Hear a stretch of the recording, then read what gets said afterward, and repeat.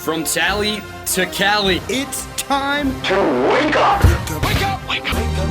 Warchant.com is your ultimate Seminole sports source. And this is Wake Up Warchant, presented by Zaxby's Now here's Warchant.com's Aslan Hajavandi. and Corey Clark.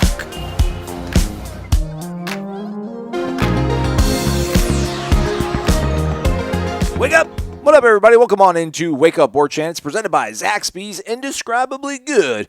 I'm Aslan, he's Corey. We work for Warchant.com. Use the promo code WARCHANT30 to become a member of the Ultimate Seminole Sports Source and get all the great stuff that comes with it. All of Corey's articles, Ira's insight, Gene Williams, the Godfather, his insight, and Michael Lanks' recruiting. Again, the promo code is WARCHANT30. Finally did it on Friday, Corey, before I went home for a wedding this past weekend. I finally stopped by Zaxby's and got the Caribbean jerk sandwich, which I'm sad to say it took me so long. And I'm even sadder to say that I'm not going to be able to take advantage of it for as much because I waited this long to finally dig into it. Really good. It's a good sort of, I think, combination to enjoy in these cold days of the winter, although it's been going back and forth all crazy. Thoroughly enjoyed it. Also was able to chew the greatest crushed ice on the drive, the 4-hour drive to the Tampa Bay area. So my weekend started off great. It was fantastic overall. Florida State did well in baseball and basketball. How was your weekend, though, Corey? It was good. Pretty uneventful. Didn't get to go to a wedding. Those are always fun. Yeah. Did you catch the bouquet? No, not a bouquet. What do they do? What do the guys do? The garter. I don't remember them doing any of that. I don't remember a garter toss or a bouquet toss. It's very I don't want to say non-traditional. It's very, very very casual. But I don't get it. Like, if I ever get married, no matter what, I've seen people that, do the full-out ceremony at a church and then a big-time reception with, white tablecloth and all that sort of stuff. And then people are like, I'm just going to have fun and, we're just going to keep it light and loose. They're all stressed out of their mind, like ridiculously stressed out of their mind, no matter what they're doing in terms of throwing the accommodations for a wedding. So I'm like, well, if I'm going to do that, I might as well, do it somewhere really fancy and be really sharply dressed. So, but they had fun. Everybody had fun. It was great. It was crazy. They got married like at a park in St. Pete, and then they had a block party for the reception, and they had a second line parade from a local high school marching band. It was very unique. It was good vibe, as the kids say. Good vibe. 100, no cap. Man. And it's always good to see romance. Yeah. That gets you in the feels a little bit. You get to see people in love, thinking that they're going to spend the rest of their lives together. I know, right? But we all know better. Yeah. It was great, though. Don't say that. I hope you didn't give the toast. Oh, of course not. People know better than to do things like that. Right. It's great, though. So this, real quick, this buddy of mine was so anti-marriage. Was just like, you guys are all stupid for getting married. It's the dumbest thing you can do.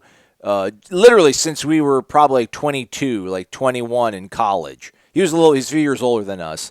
But he's been with this young lady for several years, and she melted his black heart. So it was good. He almost cried twice. I think he actually did cry. I got footage of him, I think, crying at the wedding. So it was beautiful. It's a beautiful thing. Love, man. Nice. That's good. Love's a great thing. Also, a great crying thing. Out of excitement and love. Yeah, of course. Yeah. It wasn't like, oh gosh, I'm going to lose half my fortune to this woman. Terrible mistake. Yeah, we're fine.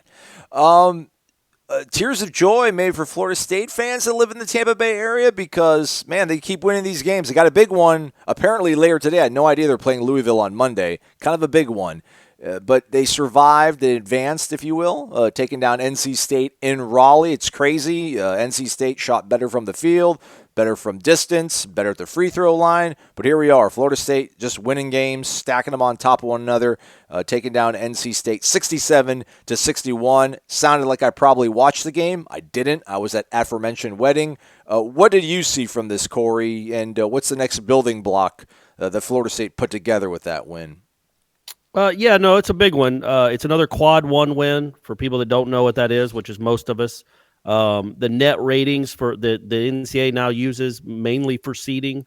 You want to get as many quad one wins as possible, and that was their fourth, Florida State's fourth. That's not through no fault of Florida State. The ACC is kind of down, and the teams that we thought were going to be good in the non-conference, like Florida, Purdue, Tennessee, have turned out to just be kind of average. But anyway, it's a big win to go on the road and beat it. So a quad one win is either you beat a top 30 team at home, which Louisville certainly falls into that category on Monday. today, beat a top 70 team on the road. And NC State's in the top 70. I think it's the RPI. So anyway, that's a big win. And it was interesting, man. I know you didn't watch it, but for the whole season, as we all know, it's always been about the depth on this team. Mm-hmm. But in the second half, man, when Leonard found a 5 that worked, he stayed with him the whole like Trent, Devin, Malik Devin, Osborne, MJ, and Malik all played 20 minutes in the second half. Like, they didn't come out of the game. The only person that came out of the game that played in the second half was Raekwon Gray. He played the first 4 minutes, and then Patrick Williams came in, and then he played the rest of the half. Like, it was it was those 5: Osborne, Forrest, Walker, Vassell, and Patrick Williams for like the final 15 or 16 minutes of the game. Nice. No Polite, no Wilkes, no Raekwon Evans. Nobody else came off the bench, which Balsa, Dom, none of them, which I thought was really interesting and maybe says something about how Leonard's going to coach in the tournament. Because when you got a 5 rolling, it's great to have depth, but when you got a 5 rolling, it doesn't necessarily mean, just because we have some good players that are used to playing, we have to play them. And anyway, so yeah, I thought that was really different. And, they played really not great at all in the first half when they played 11 guys. And in the second half, when they played 5.5, really, they dominated the game. Like, if Malik, they missed like 7 of 8 free throws in the final minute. If they had done that, they'd have won by 15, 16 points. I mean, that game was over. They dominated the second half. And again, it kind of tells you that you look at this ceiling, to me, the ceiling just keeps getting pushed a little bit higher and a little bit higher when you watch this team play like that. Like, NC State's a good team, man. They're a tournament team, like a bubblish tournament team. They destroyed Duke earlier in the week, Beat the tar out of Duke. And they needed a win. Like, if they'd have beaten Florida State, they're pretty much in the tournament. Like, that was a huge game in front of 12,000 people, a rabid fan base that really knows how big a game it is. They play well. They get up 27-20, NC State does. And then Florida State kind of just, they outscored them by 25 points there for the next 15 minutes or so. Really, really impressive. Malik Osborne had his best game since he's been here. The free throws were a debacle, and I think that was just like a weird, I don't know what that is, like a one-game fluke. But he had 12 rebounds, 5 offensive rebounds, which hasn't really been his game at all this year. That was really good to see. And yeah, it was just overall, Devin had a nice game. Patrick Williams is still Patrick Williams. Just a really impressive second half. And I think moving forward, a lot of people, not a lot, but some people I'm sure want Patrick Williams to start. They maybe like the bench shrunk a little bit when games that matter. And I'm telling you, man, Leonard might have tipped his hand a little bit because when it mattered in that second half, he went with 5 dudes, and that was it. A quick programming note, later on the podcast today, we're going to have a sit-down interview with Adam Fuller, defensive coordinator for your Florida State Seminoles. Ira had a one-on-one with him. And as always, look in the item description. You'll see the timestamp of when we talk about football and things of that nature that interest some of you folks. So let me follow up on that then, Corey, I guess. I mean, were we thinking that Leonard was going to ride 18 strong the whole way? Wouldn't kind of, I don't know, conventional wisdom, but wouldn't we assume that at some point he's going to find 5 guys that he trusts, or at least when you get into a tournament and it's a nip and tuck affair, that he probably would hunker down and keep guys on the floor? Do you think it's kind of an interesting development what you saw Saturday in Raleigh? Yeah, no, I thought that it was going to be like at Duke, he played a bunch of guys in the second half. Now, some played a lot more than others, but he was still rotating in guys, even in the second half. Raekwon Evans played in the second half. Dom, Balsa, they all played in the second half. And I just think, they played zone against Pitt, and they played zone a little bit against NC State. And Leonard said after the game against Pitt, they kind of just wanted to try it out because they might need it at some point. I think he might have treated that NC State game as like, all right, what if we're in the second round of the Sweet 16 and we're in a tight game with Gonzaga again? Maybe I need to just ride. I got to get these 5 guys. And I don't know if it's always going to be Malik. Raekwon might be in there too. Gray. But the 4 that are going to be there, if they're not in foul trouble, will be Patrick Williams, Devin Vassell, Trent Forrest, and MJ Walker. And the 5th one is kind of interchangeable. This game, it was Malik Osborne. But I think maybe he's thinking to himself, I got to get 4 of these guys to get used to playing these kind of minutes in a row. Mm-hmm. Because There've been other times, like at Louisville would have been a time where you just rode with 5 guys. The Syracuse game, I know if Devin didn't play, but they played a lot of close games where he still hadn't felt the need to do that. But in this one, in a game that, it's a big win, but it wasn't a make or break game. He decided to do this almost as if he was testing it out to see if these guys could do it, especially with a short turnaround. Like, say you're in a Sweet 16 game against Gonzaga and you win. Well, 2 days later, you got to play an Elite 8 team. Kind of like what they're doing tonight, beating NC State, and then 2 days later, you have to play Louisville.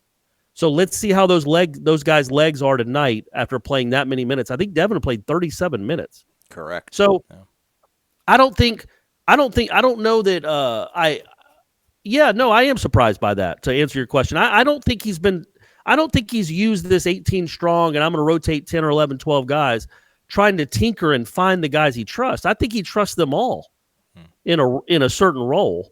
But he also, in this instance, he didn't just blindly substitute because that's what we do. He said, you know what? These guys, MJ and Trent sat a majority of the first half with 2 fouls anyway. He's like, these guys didn't play as much as I wanted to in the first half. So I'm going to ride them until they can't play anymore because this is a big win and I want to see if they can do it. And they took over the game. Like Trent, MJ, Devin, and Patrick Williams and Osborne, they took over the game. NC State couldn't do anything offensively. When you have those 5 dudes on the floor, they're long. They can switch everything. They block shots. They alter shots. They rebound. They get steals, deflections, and they get out and go. Those are your probably, would you say they're your 5 most athletic guys? Probably those 5. Yeah. All out, and they're all long, all out there together. Man, that was a nightmare for NC State. And you wonder going forward, if, say, you're playing, again, Duke in the semifinals of the ACC tournament, do you ride with those 5 guys for 16 minutes of the second half? Now, that's not crazy, by the way. Like, there's a lot of teams that play 2 or 3 guys 38 minutes a game. Duke made a living doing it. They don't do it much this year, but they've done that for decades. But Leonard doesn't. And I don't know that it was just like, okay, this is a matchup where we just want to stick with these 5 guys, or it was or it was just more of a, these are my 5 guys. We've got a chance to do something really special this year. Frankly, I don't know if I'm going to have Patrick and Devin next year. I might not have either. No. So I'm going to use these guys while I got them. That, to me, was what that message was on Saturday. But we'll see what happens on Monday. And also, you're on the road, so you want to go with your best players maybe more on the road. At home, the bench players probably feel a little more comfortable at home than they are on the road and whatever. But I thought that was the biggest takeaway for me, other than Malik playing the way he did, was that Leonard kind of showed, okay, if he has to, he'll just ride 5 guys for a whole half. And those guys showed that they weren't going to slow down. Like, they were just as good, other than the free throw shooting, they were just as good with 17 minutes gone in the second half as they were with 2 minutes gone. NC State just couldn't do anything offensively. They could not get a shot off. Florida State now 23-4. Again, Louisville coming to town on Monday night. They're number 11. So, what's on the line then for Florida State Monday night? Donald L. Tucker Civic Center, Corey. I mean, they win that game. I mean, because they're in contention for. I mean, I think John Rothstein from CBS Sports said that Florida State looked like a 2 seed the way they played against NC State on Saturday. So, I mean, I don't know. You would figure if we were doing this, if we're talking in November and we're like, yeah, Florida State's going to play a game last week in February where they're top 10 and they're hosting top 10 Louisville, it would just kind of sound like it was, like game of the century kind of stuff. But I mean, ultimately, how much more of a resume builder would a win be, like a season sweep over Louisville be? I mean, because it sounds like you talk about them creeping closer to their ceiling. It feels like they probably would have to do a real good showing in the ACC tournament to maybe lock up a 1 seed. But, I mean, it wouldn't hurt, obviously, to beat Louisville on Monday night. Yeah. Oh, no, it would be a huge win. I think that would lock you in. I think a win Monday night, a win tonight against Louisville locks you into Tampa. Does it locks your floor in pretty much? Like you'll be a top 4 seed if you beat Louisville and be in Tampa. I think no matter what happens the rest of the way, if you have 2 wins over Louisville, that's another quad 1 win. The worst your record could be is like 24-8 or 24-7, and that would be like with a loss to Boston College at home. So no, I think if they get to 25 wins, and especially if one of those wins is Louisville, I think the worst you're going to be is a 4 seed. You're probably interchangeable between a 2 and a 3, which isn't. There's no real difference there, honestly. I mean, it's a little bit of a difference, but you're playing potentially a 7 seed as opposed to a 6 seed. Well, who knows what the difference is between those? But I think more than anything, and I've said this before, all they're trying to do as far as the NCAA tournament is get locked into Tampa. And the higher seed you are, the more the NCAA committee will make sure you get to play close to home. And if you're a top 4 seed, I think you're guaranteed of playing closest to home. So I think that's what you're trying to do. They might have that anyway I think, if they finish with 25, 26 wins, they're going to Tampa regardless. But yeah, they could go to Tampa as a 2 seed if they beat Louisville. It also still opens the door for you to win the outright ACC regular season title. Like, that would put them a game up on Louisville. They would be tied with Duke. And obviously Duke would have the head-to-head. But then Duke still has, I think they play at Virginia. They've got a couple other tough games. Anyway, it would be the 14th win, which would be the most wins they've ever had in conference. That's what you're playing for, really. I mean, I don't know that Florida State, even if they won out, well, if they won out and that included like a win over Louisville, maybe 2 wins over Louisville and another win over Duke, they're probably going to be a 1 seed if they're 30-4 at the end of the ACC tournament. I don't know how likely that is, but the chances are they're probably in the 2 to 4 window. And a win over Louisville gets them that much closer to cementing that. But either way, I think if they win against Louisville, that cements them being in Tampa, and they've already locked up a double bye in the ACC tournament. So they're playing in the quarterfinals on whenever that is, Thursday, no matter what happens the rest of the way. It's remarkable, man. Yeah, and also it's Louisville's going to be ranked in the top 10 when the new polls come out because Penn State lost this week and Louisville destroyed Syracuse and North Carolina. So it's going to be the 4th ever in the history of the program, the 4th ever top 10 matchup at home for Florida State basketball. 4th. There were 2 in 1993 before you were born, and then there was one in 2017 against Duke, Jonathan Isaac and that team versus Duke and Jason Tatum and those guys. That's it. This will be the 4th of those matchups in the history of the program. So it's a huge game, but I hate that the ACC does this Saturday, Monday nonsense. I hate it because it doesn't even give you time to build up the hype of the game. Right. Like you just said, oh, wait, they got a game Monday against Louisville? Yeah, it seems like seems almost they did it with Duke, too. Like the Florida State-Duke game was 2 days after the Duke-Carolina game and the Florida State-Miami game. So they just kind of sneak up on you where you're like, oh, yeah, this is a huge game. But it's a Monday night. They just played 2 days ago, so it probably won't be the best game because both teams will probably be a little bit tired and ragged. And you just don't give your sport a chance to build up the hype that would come with, they didn't even have availability at Louisville today for their players. So if you wanted to ask them about Florida State, you had to ask them Saturday after the North Carolina game. I don't know. I think they're kind of doing themselves a disservice by doing the Saturday, Monday thing. I know why they do it. TV drives everything. It's Big Monday on ESPN. Yeah. And it's going to be Sean McDonough and Jay Billis on the call. Like, it's an enormous game. It really is one of the bigger games in Civic Center history for Florida State. To Corey's point, also, Louisville's also coming off, 1 day rest or 2, if you want to call it that. Yeah. They played North Carolina at home on Saturday. So Florida State gets this one at home, though, so I like it. I like the way it all lines up. Again, Florida State taking on Louisville, 7 o'clock. We might have to drop a Tuesday podcast, Corey, since this is kind of a big one. It's kind of a big one. So we'll also probably have another interview with a football coach. Before we get to that, we do have some questions still to get to, but also baseball. Watch out. 6-1 now in the season. Their 6th straight win. They took down Cincinnati, another sweep, 11-4 on Friday, 10-5 Saturday, and then 10-1 on Sunday. I guess the story of the weekend was Elijah Cobell. We need to get him some sort of cool nickname because apparently now he's got the is he tied or does he have the program record now for career hit by pitch? I think he tied the record for most in a game. Oh, most in a game. Is that what it was? All right. Well, yeah. I think Sansone probably has the career mark, I would think. Yeah, but I think Cobell's been hit 8 times already. Yeah. Wear it. 7 games. Just wear it, man. Wear it. Yeah, I get he's getting on base. He's either walking, getting hit by a pitch, striking out, or hitting home runs. But it's too early to say to assume that he's going to be a difference maker this year. There were good signs, though. Number one, he is getting on base. Now, he does have 9 strikeouts and 18 at-bats, but he's got like 32 plate appearances. So for him, 9 strikeouts and 32 plate appearances, you can live with that. That's a perfectly fine ratio for him. What I like is that he hit 2 of his home runs over the weekend were to right center field, which when you talk to me about hitting, he says that's where you got to live. You got to live hitting it to opposite field.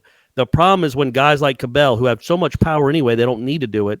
They really jerk their front shoulder out and try to hit it to the moon, and they're out in front of everything. The fact that he's hitting balls to right center field really says that he's staying on the ball a little bit, and he's got more of a controlled swing. But yeah, man, it's Cincinnati. Cincinnati's 0-6, and before that it was Niagara. So, I don't know what we could take for these first 7 games. I think again the pitching looked good. CJ Van Eyck wasn't very good at all, but the bullpen was. I don't like that. All stat 3 line games. I don't like that. Yeah, but Van Eyck will be good though. Like I don't think we have anything to worry about there. The bullpen still looks very good. The fielding has been a disaster. It hasn't cost them yet, but the fielding's been a disaster. They have 17 errors in 7 games. Nander DeSadas has a lower free throw. He has a lower fielding percentage than like 5 Florida State basketball players do at the free throw line. That's like his fielding percentage is like 730 as a shortstop. He's got 7 errors already in 7 games. He's on a pace for 50-something errors. That kid can field, man. I've watched him. He can pick it and he can throw. He's a talent. He's got to figure that out. In fact, Meat said after the game on Sunday that he might make sure some of these guys start going to their mental conditioning guy. Because he's like, it's not like it's a matter of physical ability. You've got to make play. You can't have a shortstop that's an error game. Absolutely. Because we talk about ceilings. What's your ceiling if you can't pick up the ball? Especially at that position. So that's a little disconcerting. But, it's also February. And you hope that they get better. You hope it's just like you can go into slumps, I guess, with the glove. You shouldn't, but you can. But I also don't think Meat's going to run him out there if he's going to have 50-something errors. So he's going to have to figure something else out. But I also don't think that that's something he thinks is going to happen. I think he feels like Nander will get it all squared away and become the shortstop that he knows he is. He said he was incredible in the preseason, was fielding everything. So you hope he can get turned around. But 17 errors in 7 games is embarrassing. 6-1 is awesome. They're doing a nice job. They draw a lot of walks. They had 8 runs on Sunday. They were up 8-1, and they had 1 hit. They had 8 runs and 1 hit. It happened to be a Cobell grand slam, but 8 runs on 1 hit. I see the stat that FSU was held without a hit by Cincinnati starters twice this weekend, Sunday and Friday, against Evan Shawver. So they ate against the bullpen clearly on those 2 days. So let's figure it out, guys. Yeah, let's figure it out. So yeah, and you're trying to project, and I'll end it quick. But when you're trying to project what this team can be, obviously it's good to get wins. You're Florida State. You're going to feast on Cincinnati's bullpen. You're going to feast on Niagara's bullpen. But that's 3 starters now, 3 weekend starters out of the 6 that they faced that shut them down. Niagara's guy completely shut them down, and then they got no hit by 2 other starters. So if you don't figure that out, what's going to happen in ACC play? You got some serious arms you got to deal with, man. You got Miami, you got NC State, you got Louisville. Well, everybody in the ACC has at least 1 or 2 guys that can really pitch. So again, we know the offense is a work in progress, and it's not going to be great this year anyway. Certainly by not FSU standards, but there are some things when you just project. You don't want to just dismiss a 6-1 record. It's good, it's fine, but when you're projecting what this team can be, the fielding, and then what they're doing against some of these Friday night guys, the last 2 Friday night guys they faced have just kind of owned them, and they feasted on bullpens the rest of the weekend. But you got to hope they can start at least putting together some quality bats against good pitching. Yeah, because they're going to face a lot of it from here on out. Yeah, let that weather warm up. That was a little bit of a seasonably cold series, temperature-wise. Meat doesn't lie. I think, Greg Easterbrook, they used to do the Monday morning quarterback column. His whole thing during winter games in the NFL was whichever head coach wore more layers, his team was more likely to lose. Like you take the personality of your coach in cold weather games. If you see he's only got a hoodie on, see Bill Belichick.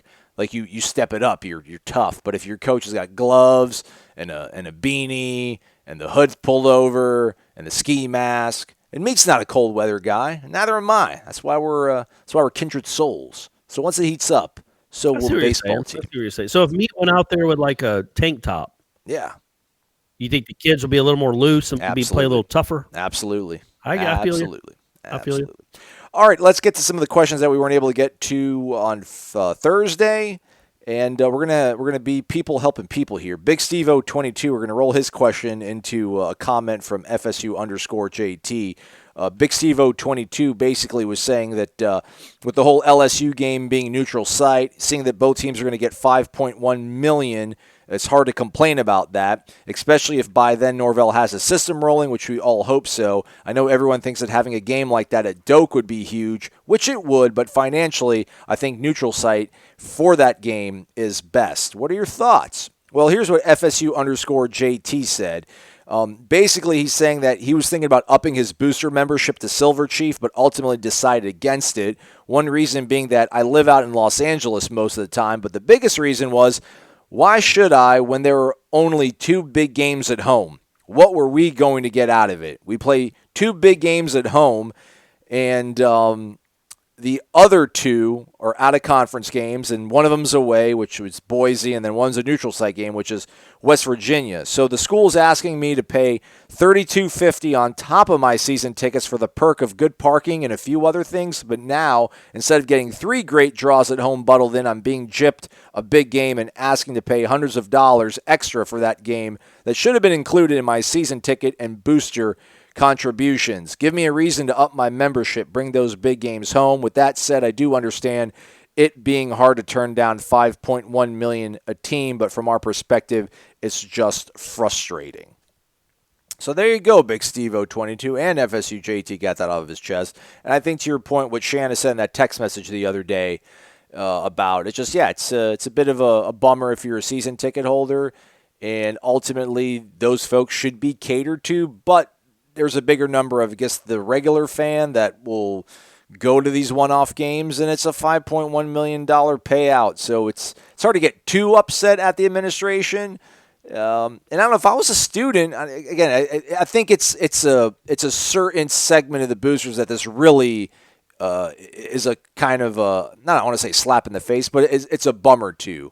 The higher end of the boosters, I'm sure they're fine either way. They're going to be able to travel freely and without financial restraint. But, your rank and file booster is probably feeling a little bit empty on this. But I guess also FSU JT points out, he does realize that Georgia and Bam are coming to town, and he'll ultimately go to the LSU game. It's just frustrating to be robbed of a great home game, which it is. I mean, but $5.1 million. And again, I think it needs to always be added the context of Boise being in Jacksonville.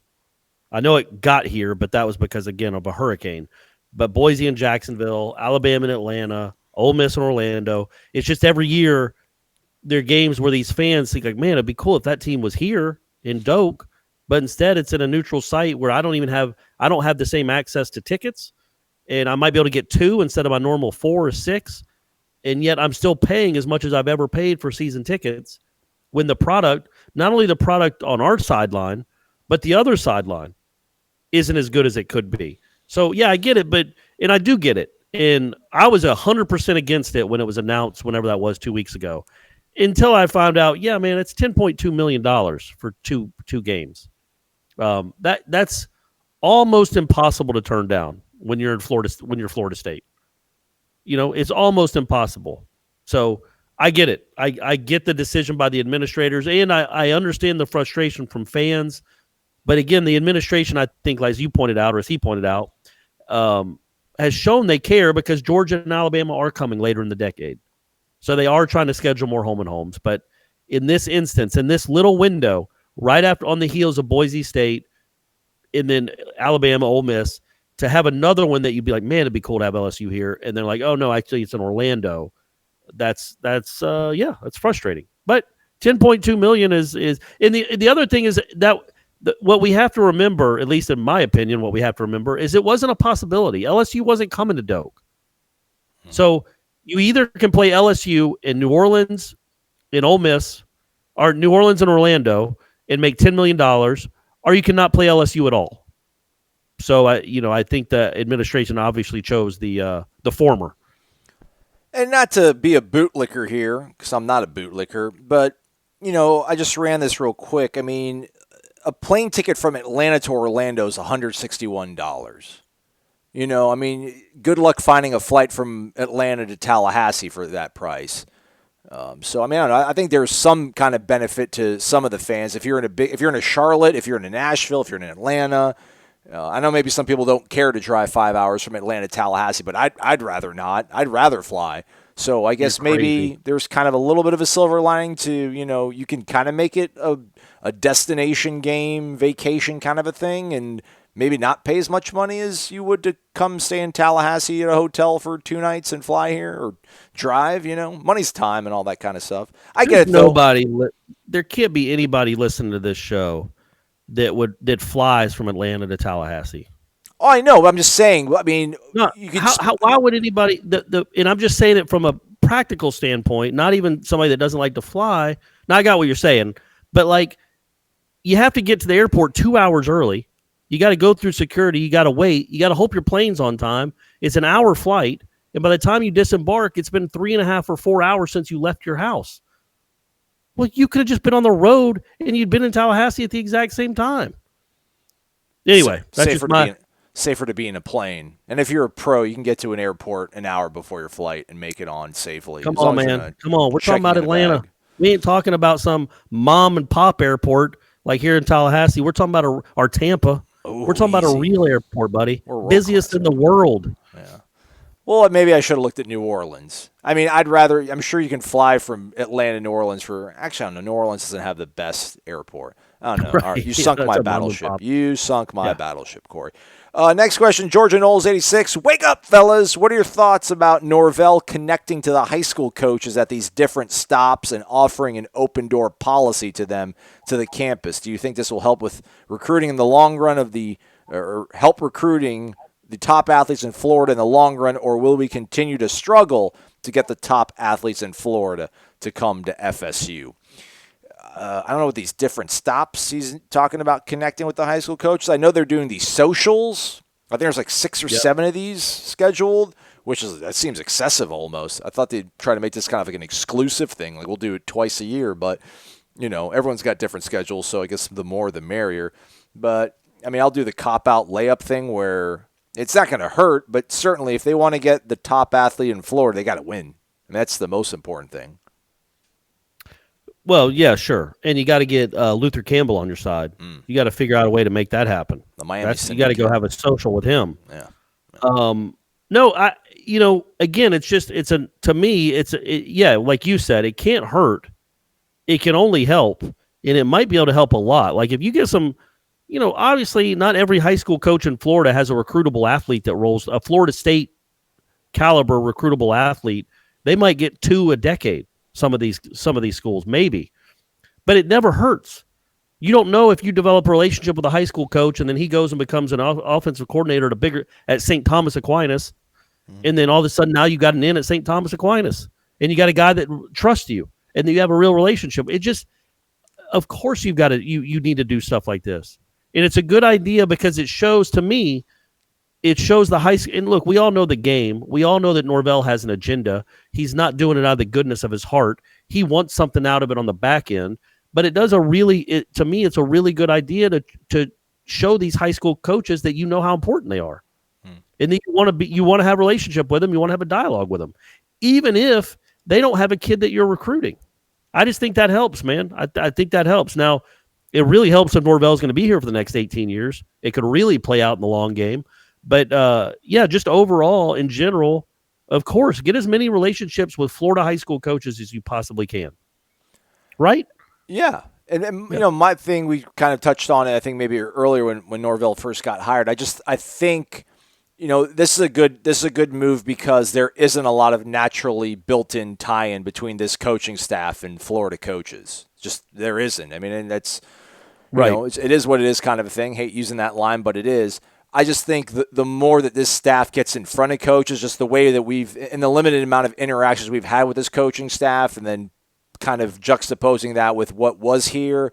I just think it's always a good thing for this staff to get in front of other football coaches because they do seem to be such a organized and sort of driven and, diverse group just in terms of their background, in terms of where they've come from and the jobs they've had, yet they all have this sort of similar background of having head coaching experience. My thing was, like, if you get Norvell and these guys and Chris Thompson and Adam Fuller, you'll hear from him in a few minutes, like on a grease board, and they're drawing up stuff, I think like they'll have real good ideas to share with these coaches. And then these coaches go back to their schools and they have a real good message to sort of share with their players about, like, yeah, you should consider Florida State if you're a outside, linebacker or you're a defensive end because, they showed us some of the things they work on, and I think it's going to actually be a good thing. And these guys are sharp. They're on top of their stuff. They know what they're doing. So, yeah, I think these are like almost auditions in a way for these guys to kind of be like, hey, yeah, we know what we're doing here now. Make sure your guys are considering us at the top of their list again, like they were. So, yeah, we'll see. It's going to be it's a long game thing, though. I think to your point, it's going to take maybe it won't be an instant thing, but it'll slowly build traction. I would think, right? Word Right. up. We got two more, and then we'll have Adam Fuller, Georgia 20K Nole. Wake up! Thanks for all the content and entertainment. Suffering through living out here in Soonerland. Thank God we have a Zaxby's out here. My question is about further roster purge. A.J. Litton left the program. Should we expect any further turnover? With how the coaching staff has aggressively attacked recruiting, any extra scholarships that they can get to use to rebuild the depth and talent is a win. I wish A.J. the best. Any further turnover, Corey? Yeah, I mean, I don't know. You're the coracle. Yeah, I know. I can't predict that. I want to say no, but I mean, odds are. I mean, we've been paying attention to college football for the last 30 years, 40 years. Yeah, there's going to be some kids on the roster in the spring that won't be here in the fall. It's usually a handful, 3 or 4 for a variety of reasons. But yeah, there'll be some more turnover. I don't know if it's going to be like kids not buying in. Kids looking to go somewhere else, kids getting medically DQ'd. There's a bunch of academically ineligible. There's a bunch of reasons. But, yeah, there will be some more turnover. And, when you lose a kid in, April, July, those guys typically aren't program makers. So, it might do the program good to have some open spots for guys that Norvell really wants in next year's class. And last one, Brew Nolski. Wake up! Aslan, you're savage. Your Tinder story a couple of weeks back had me dying, the one with the entertainer. That's why I love this podcast with all the FSU news and Corey's Brady stories. Keep up the good work. My question. Wait. What Tinder story with the entertainer? Was I there for that? Yeah. When I was in New Orleans and somebody asked me if I wanted to dance and the Red Bull, and I didn't want to pay for the Red Bull. Oh, yeah. That's right. She was so insulted. Yeah, she threw money at my face. Money at my face. Well, that's great. I'm so handsome. I go to those places and they give me money. During the Miami games here at the Hard Rock, do you travel down here or usually watch it on television? If so, on the former, any crazy stories with the Miami fans you guys might have had? LOL, just curious. I've only been covering one rotation with Warchant down there. I've only been to one Miami game as a working member of the media, at least Miami, Florida State. The story was, there's not that much of a story, but this last time that we went, so Corey, Ira, and I go, and one of us is responsible to do GPS while the other's driving, and somehow I kind of commandeered, I'm like, I'll do it, I'll handle it, because Corey and I are bickering about, well, this is the way we usually go in, and da-da-da-da, and we got to go this way to get that way, and I'm like, just follow what the GPS says. And nonetheless, we end up parking somewhere kind of incorrectly, I guess you can say, and they're like, way to go, Aslan. But we had to walk through just like the absolute thickest, most densely populated part of the tailgating scene that was rank and file Miami fans. Like, it wasn't Tad Foote and the upper crust elite Miami. Right. it was like, it was the cartoon character Miami fan. We had to walk through that. It was like walking through like Mad Max. It was like a hellscape. Yeah. And I think at some point Corey like turns around, looks at me, and he's like, "So you hate Florida fans more, huh?" Or something to that degree. I'm just like, okay, I get it. They're not even saying anything to us. It's just the way they are. Yeah. Their presence, the way they take up Earth and its resources is just, less than I would appealing. say the only one I can think of off the top of my head for Hard Rock is I think it was 14. So I think it was the first Dalvin Cook game down there. Yeah. This lady, so where the press box is in the corner of the end zone. If you're picturing it, let's see. I'm trying to think of the end zone that Florida State scored the touchdown in 18 that should have counted but didn't. So in the corner of that end zone is where the press box is. And right in front of that, obviously, is our fans, and when they stand up, their heads cover like the bottom, 20% of the window. So, you can still see the field, but you can also see people, like the back of their heads. They're right there. And we have a window, but still, anyway. So Miami was winning. It was the Jameis Winston 2014 year. And Miami's winning whatever it is, 16-7 or 16-14. They get a stop, and this Miami fan, this woman, probably, I would guess 50 years old, just turns around and starts flicking us all off. And when Miami did something well, and I'm like, I don't know who she thought we were. It's not like I was in Florida State gear. I don't know if she thought we were the coaches. When you look at me and Ira next to each other, you have to assume we're former football players and probably coaches. Binoculars in hand, So yeah, it was 30 of us in the room or 40 of us, and she literally would anytime Miami did something like the last hour of the game, she would turn around and flick us off. Beautiful. So that was cool. And we didn't even, what are we supposed to flick her off back? Because nobody wants to be flicked off, but I think she was mistakenly flicking us off. So we couldn't open the window, so I couldn't throw anything at her. And or say, "Hey, why are you flicking us off? What's your problem? What's your problem? What's your deal, lady? What's your deal, dog?" I couldn't do anything like that. I couldn't tell the guy next to her, "Hey, get a hold of her," because she keeps flicking us off. Or you're going to have a real problem. By the way, that's a funny Miami. Actually, it's a Florida story. So my buddy, I guess we can go to the football interview after this. I worked with a guy at the Gwinnett Daily Post named Todd Klein, who actually is a very good friend of Dan Le Batard's. They went to Miami together. So they would have been at Miami in like 89, 90, that area. Anyway, so he's a big Miami fan. He actually went to the school, so good for him. He is a huge dude. He is no joke, probably 6'4", 320 pounds. Damn. Miami played, it was when Miami was awesome at the turn of the century. So I think it was 01 or 02, they went and played at the Swamp. And he went to the game. And there's this crazy, I don't want to be disparaging, but a crazy redneck Florida fan in front of him, a woman, who every time Todd gets up to cheer when Miami does something. Now, Todd's a pretty calm dude. He's not one of the guys we were just talking about at the Miami tailgate. Mm-hmm. So he would just get up and cheer and, whoop it up a little bit and sit right back down, maybe high five his buddy. Every time he did that in the second half, the woman would turn around and say, "You better sit your ass down." And Todd, the first couple times ignored it. The third time said, "You don't talk to me like that. You can't talk to me like that." He stood up again. She smacked him, smacked him across the face.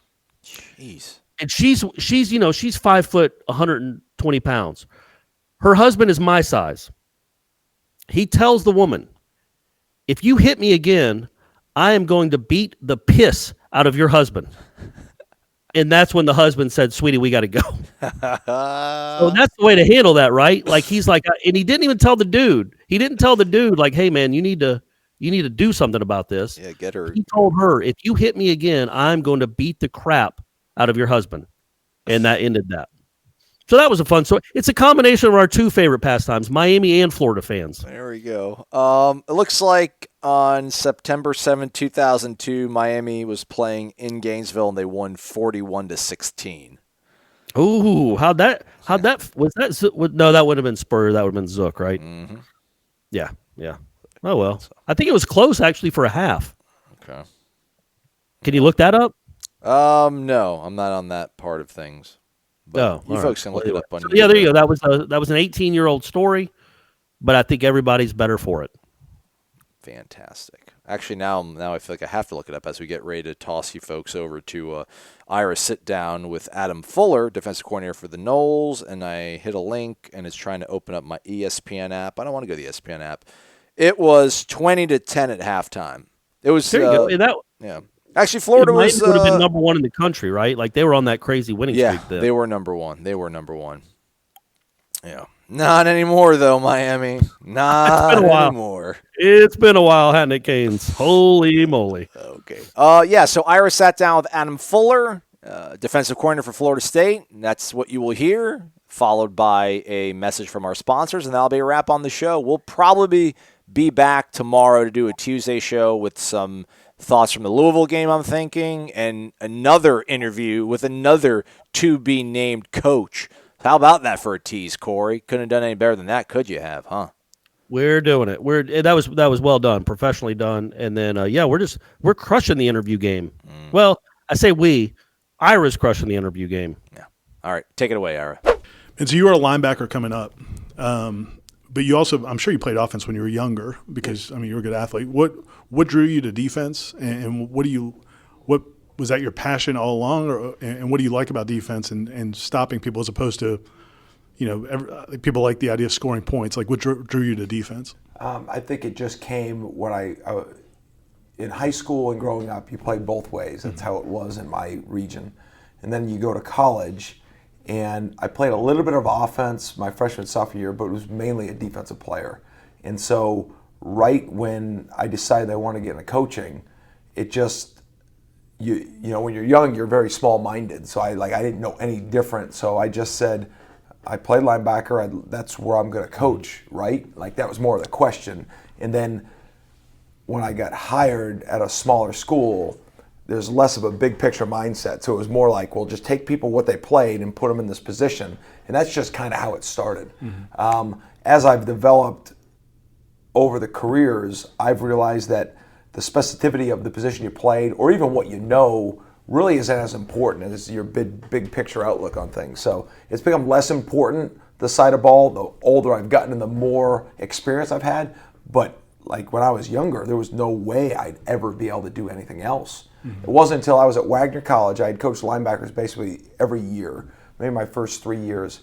And when I got promoted, my first full-time job, the head football coach said, Adam, I'm going to promote you. I'm going to make you the special teams coordinator and the secondary coach. It was much more money, so I was like excited. But the minute I walked out of there, I basically spent half my salary on buying books and videos on how, because I was excited. But then I said, I have no idea. I've never backpedaled or covered a kick. So I just started going around to every place, and the Jets were in Long Island, and Mike Westhoff was the special teams coordinator. I just started going down and visiting him. He was generous enough to let me, and that really started my love for teaching and learning. Mm-hmm. I think they're both the same with me. And that's really when I think I really hit the turn of knowing this is what I wanted to do, because it stimulated me to have to learn new things, but then put me in a place like in Hempstead, Long Island, of meeting with Mike Westhoff with the New York Jets. And he would know this because I haven't stayed in touch with him, but like to just create that energy of learning. And that's when I got caught up in doing it. Hempstead. That's my old man went to Hofstra. So. Okay, well that's why I said that, because that's where they were doing training camps out of. Yeah. How much of football today, we always hear about the innovation and different offenses, and how much of, as a defensive coordinator, how much of your job is really figuring out how these schools are doing these innovative things, or how much of it is, man, we've got players, if they know what they're doing, and if we've got the right players, we can slow them down or we can stop them? Well, it's a fine line. I think what we do now and how we work on defense is, when you say defense, that just puts you in a mindset of defending something, which means drawing a line in the sand and staying there. I think there's a part of that you have to do, but I think the mindset of playing defense is, in an attack standpoint, is being offensive minded in playing defense. So you can either sit there and try and defend everything people are doing in a sound way and be really good, or you can say, we're going to be non-rhythmic and more of an attack mindset, be sound, right? We don't want to open up holes and say, well, they're going to score a play on this if we do that. But I think you want to not just say, well, they have the ball, so we're going to react. You want to be able to create angles, create vertical and horizontal angles on offenses. So they have to say, well, we can't do this, we have to do that, and try and tell a story to the offense and tell them, and not as much react to them telling you the story. There's a fine balance there, but everything we do on defense area is about that. It's not just about, well, we have to defend this. It's like, well, we're going to defend this by doing this, therefore they have to do that. So now we are in a little bit more control at this point.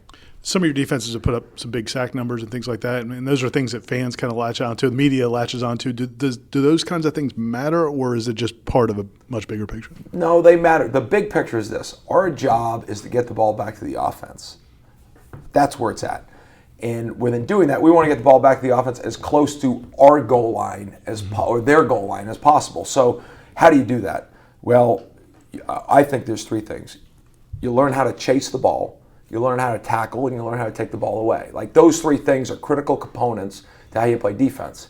And when I say take the ball away, it's not just about interceptions, forced fumbles, sack fumbles, third and fourth down stops. Like, all those things are contingent on that. And how do you do that? Well, you create lost plays early in the downs so you're not reacting on third downs, and just you try and teach in those concepts of how you want to play defense. When you think of a linebacker, somebody mentions a linebacker, and you just picture what a linebacker is there somebody, or are there certain one or two players that come to your mind historically? Or historically, I do think more in terms of our linebackers here at Florida State and what we're looking out of them. And I think how football has gone now, it's become as much horizontal as it has become vertical. So you need players that can play in space and that can run, but still have the ability to knock other players back, right? So there's those two main components are really important when we look at linebackers. Then they happen to be in the middle of the formation on defense. So smart, communicative, like those type of things aren't necessary, but they're definitely traits that we look for in that position. When you that part of it seems to be underrated sometimes. Sometimes you'll see teams with a great linebacker who maybe not the best athlete in the world, but is so productive. How much of that balance, I guess, or how much can be overcome if a guy has great instincts and is intelligent? Yeah, I think instincts can be coached, right? I think, really? Yeah, I think it can be coached, and it can be improved upon, right? So if it can be improved upon, it can be developed and coached. So I do feel that. Now, there are natural instinctual players, whatever that means. I think that just means he comes in as a freshman and he does more things naturally. So instead of going from A to B to C to D, you might be able to start with C. But it can all be developed and all can be coached. But at linebacker especially, I think like at running back, there are certain things that you can see as they happen as opposed to its step-by-step process. So if you're a natural fit on the ball player, I think there's certain positions in our defense and on defense that you can play, linebacker being one. When you, it seems like your background, we all wrote about some of your background when you got hired here, and it's a little bit non-traditional in terms of, it seems like nowadays in coaching, so many coaches rise up the ranks super quickly, and it's like either they attach to a hot coach that's climbing up the ranks, or maybe they were a named player and they get great opportunities early.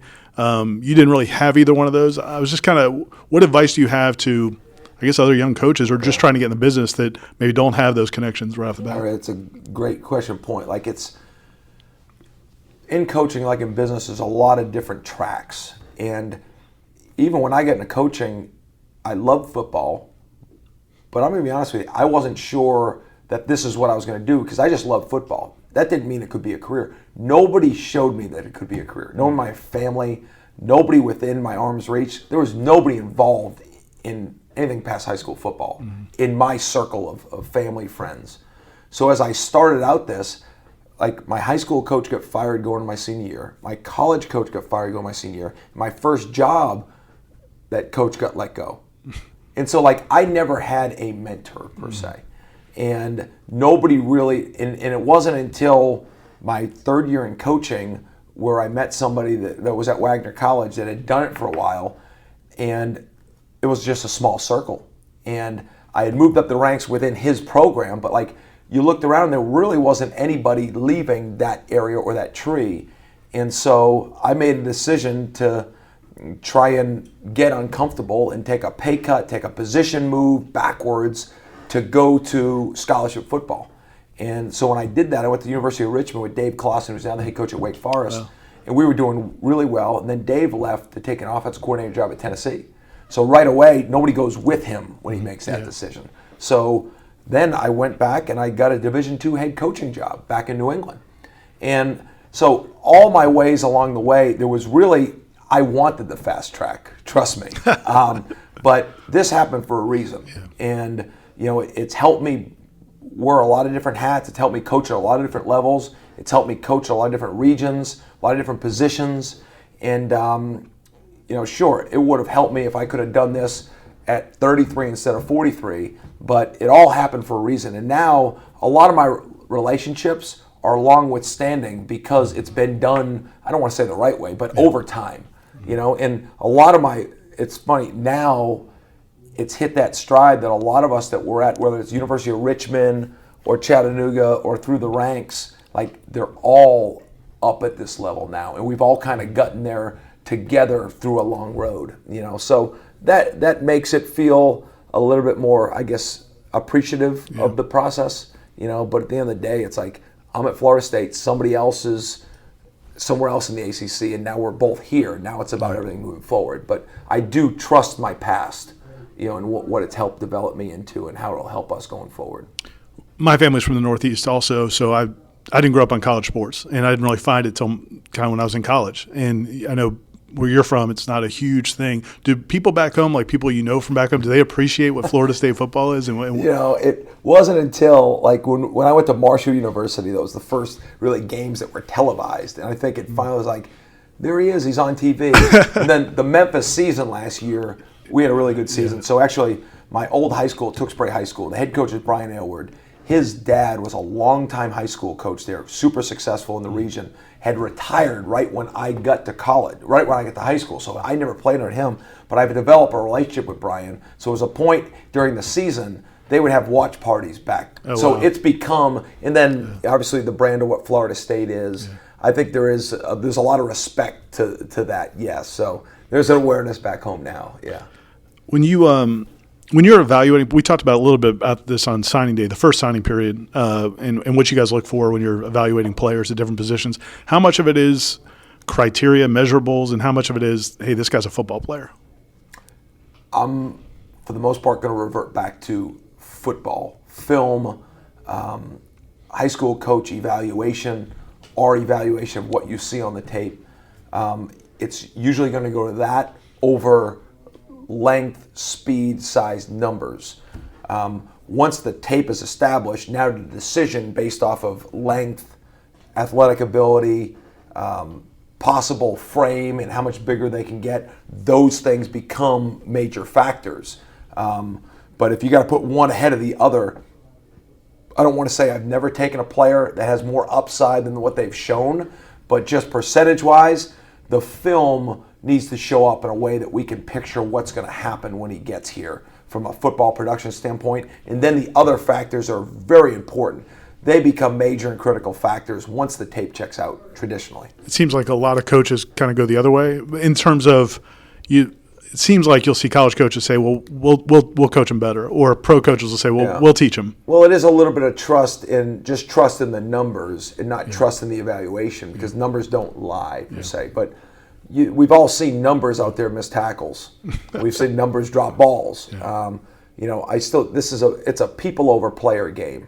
And I keep that in my mind when you're evaluating players, that who the person is, what you see on tape, the characteristics of that person is as important as what the player is. Because great people and great character people get better at a vastly rate than guys that don't do everything the right way. I know we just got into some other topics there, but just generally as we're having a conversation.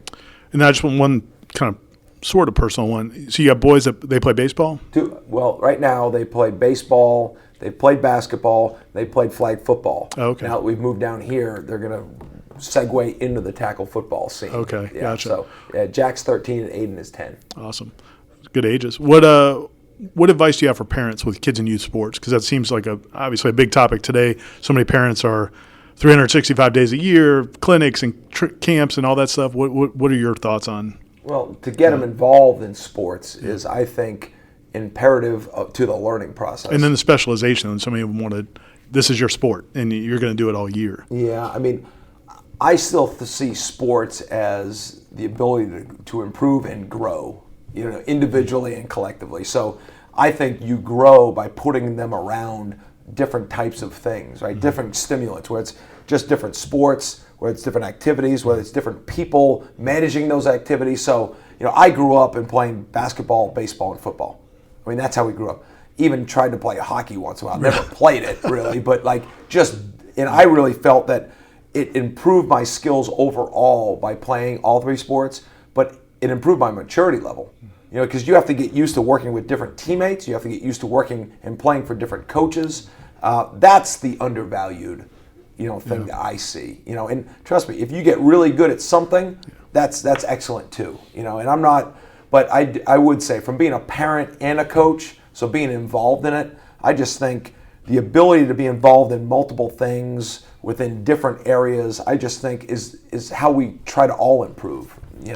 Do you, and last thing about football, do you like defensive players that played offense coming up also, or does that matter? I love it. Really? Yeah, I look for it. I mean, I've always said if we can have as many high school quarterbacks on our defense, I'm in. Wow. Now you got to look for other characteristics, right? The toughness, the grit, the ability to be physical, but just, we can coach this, we can coach what to do.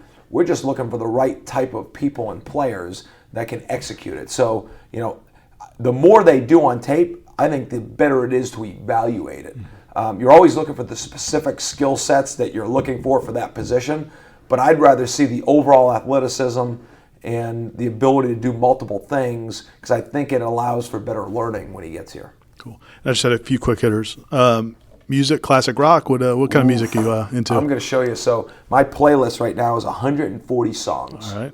Right? And we're going to go everything from, classic rock to country to reggae. Really? To hip-hop to rap. All right. Everything in between. Oh, you've always been that way, or because you work with younger people? No, actually, before I was one of those. I love everything. I love rap, rock, blues. I liked everything but country until I moved to Chattanooga, Tennessee, and worked with an offensive coordinator from East Tennessee, and that's all he played, and it grew my appreciation for it. So now I've added it to the playlist. You didn't mention Motown? Some. A little bit. Your favorite sport to watch, not football? Either the Red Sox or the Celtics. So that's not a sport, but okay, I got you. If you've got any downtime, you read a book or watch TV? If my kids are watching TV, TV. If they're not, read a book. Best vacation destination? More of a beach guy or hiking guy? Oh, okay. I don't. You're not a vacation guy. We do, but we go to the beach sometimes, Cape Cod, Hilton Head. It depends where we're living. But most of the time, my wife's from Staten Island, New York. I'm from Boston, so we travel up north to see family. Can you disconnect when you're on vacation? Yes. Even recruits? Some. And then who's your favorite athlete coming up when you were a kid? Bo Jackson. Really? Mm-hmm. Dual sport athlete, and just growing up, that was just being a Red Sox fan. He was on the Royals, so I remember seeing him growing up. When he played for the Raiders. I don't remember him in college. Larger than life. Yeah, I don't remember any of that, but just two-sport athlete, dominant at everything, seemed somewhat humble, and just that was somebody that grew up, that was my favorite athlete.